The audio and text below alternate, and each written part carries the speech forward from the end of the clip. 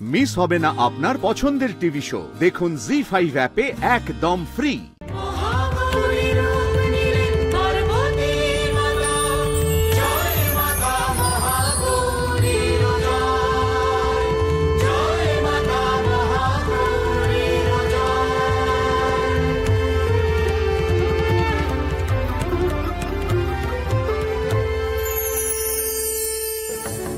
তোমার এই মহাগৌরীর রূপ ধারণ করার ফলে জন্ম নিয়েছে দেবী কৌশিকী।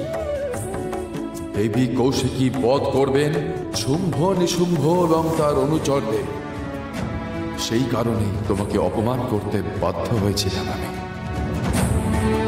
যাতে তুমি ক্রোধান্বিতা হয়ে নিজের কৃষ্ণকোষ দান করো। ধন্য তুমি, তোমায় অবমাননা করার জন্য আমি ক্ষমা প্রার্থী হে দেবী। দেবগণ, আপনারা অবিলম্বে স্বর্গরাজ্য ফিরে পাবেন। জগতের কল্যাণ হোক। মহাগৌরীর শুভ্রবর্ণা, তিনি চতুর্ভুজা, বৃষভ বাহিনী।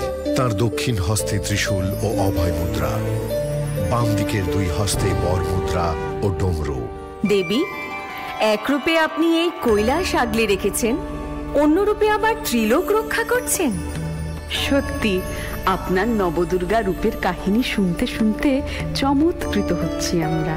হে বীণাপাণি সরস্বতী, দেবী শুধুমাত্র ত্রিলোকী রক্ষা করেন না, আমার সকল সিদ্ধিও দেবীরই দান। আমরা সকলেই সেই ঘটনা শুনতে চাই দেবী। আমি আমার নবম রূপ ধরেছিলাম সিদ্ধিদান করারই জন্য। মহাদেব আমার কাছে সর্বসিদ্ধি প্রার্থনা করেছিলেন। হে দেবী, তুমি সকল সিদ্ধির আধার। তোমার দেওয়া অষ্টসিদ্ধিতে আমি সিদ্ধি লাভ করতে চাই। প্রকট হও হে দেবী, দান করো তোমার অষ্টসিদ্ধি। প্রকট হও।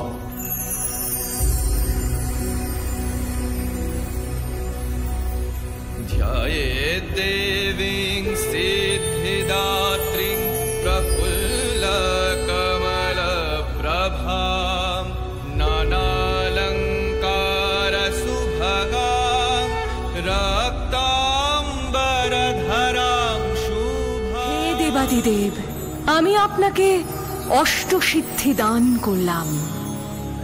এবার আমি আপনারই দেহে অধিষ্ঠান করব দেব।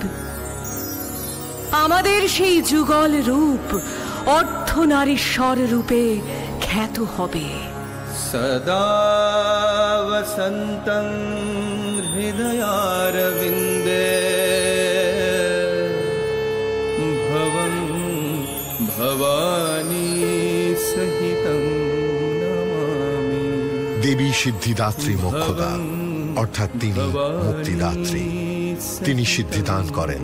নারী এবং পুরুষের যুগল অধিষ্ঠানেই যে সৃষ্টির মূল, অর্ধনারীশ্বর রূপে সেই বার্তাই দেন দেবী।